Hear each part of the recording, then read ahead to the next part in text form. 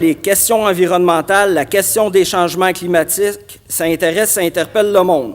Hein, il y a du monde d'un peu partout de Lanaudière, même de l'extérieur ce soir, donc merci d'avoir fait la route, en covoiturage idéalement, j'espère. C'est pas toujours facile, le sujet de l'environnement à Ottawa. Ça fait 3 ans que je siège à la Chambre des communes, puis comme député de Joliette, il y a une chose qui m'impressionne encore, c'est la puissance de l'industrie pétrolière. C'est gros, ça parle fort, puis le gouvernement les écoute. Puis quand je dis le gouvernement, peu importe le parti qui est au pouvoir, ils les écoutent. Moi, j'étais en économie. Avant d'être en politique, j'étais prof ici au cégep en économie, puis je le savais que l'industrie pétrolière, ça pèse lourd au Canada. Mais juste à titre illustratif, le dollar canadien, ben, c'est un pétrodollar, une pétrodevise. Quand le prix du pétrole monte, le dollar canadien monte. Quand ça baisse, ça baisse. Ça varie ensemble. Ça bouge ensemble. Puis la finance à Toronto, au Canada, tourne autour de la finance de l'économie du pétrole. Fait que c'est lourd. Fait que quand on dit le pétrole, là, c'est pas juste, je dirais, l'Alberta saoudite, hein, c'est aussi la finance de Toronto. C'est gros, c'est bien des emplois, c'est très important, fait que le gouvernement y écoute. Juste en 2018, le gouvernement a annoncé, là, j'essaierai de pas trop vous balancer de chiffres, mais juste pour l'année 2018, le gouvernement fédéral a annoncé 19 milliards de nouveaux investissements dans le pétrole.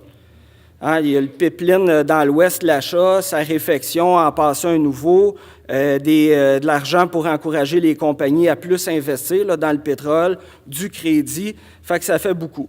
Puis là, en plus de ça, le gouvernement à Ottawa parle d'acheter 7000 wagons citernes pour aider à sortir le pétrole des sables bitumineux en plus. Fait que c'est vraiment beaucoup d'argent. Puis, depuis que je suis élu, là, les sables bitumineux, le pétrole qui sort de là, ça a augmenté de 24 %. Fait que c'est une grosse augmentation, là. Ça continue année après année. Les investissements sont là, puis ça continue à augmenter. Donc, c'est excessivement préoccupant. Fait que du côté d'Ottawa, on a une côte à remonter. Puis le rôle du gouvernement, l'aide dans les investissements, ça fait qu'il s'en fait encore de plus en plus. Ça fait rouler l'économie, mais c'est à courte vue. Puis ça pose des problèmes. Par exemple, là, il y a l'organisme qui s'occupe de réguler le pétrole en Alberta. Il a fait une étude, puis il dit remettre les terrains des sables bitumineux en état, là, ça coûterait, désolé, un autre chiffre, 260 milliards de dollars. C'est un chiffre astronomique, c'est plus que le double de toutes les dettes qu'on a accumulées dans l'histoire du Québec. Là, donc, c'est un passif environnemental terrible. Donc, on veut nous faire croire que c'est bon pour l'économie, ça fait des jobs à court terme, mais avec tous les impacts, puis les enjeux, puis l'empreinte, c'est pas une vision à long terme du tout. Donc, le pétrole, l'économie du pétrole, c'est fort à Ottawa, ça pèse lourd, mais quand même, j'ai confiance. Parce qu'il y a quelque chose de plus gros que cette industrie-là, les industries du pétrole puis de la finance, bien, c'est vous autres, c'est nous autres, c'est le monde qui se mobilise. Hein? Puis si on est tenace, si on est déterminé, bien, ça, il n'y a rien pour résister à ça. Puis c'est pour ça que des soirées comme à soir, ça prend toute son importance. Vous voir si nombreux, bien, ça va faire en sorte que quand je vais retourner à Ottawa pour le reste de la semaine, là, bien, là, je vais être motivé, puis on va en parler d'environnement, puis on ne lâchera pas.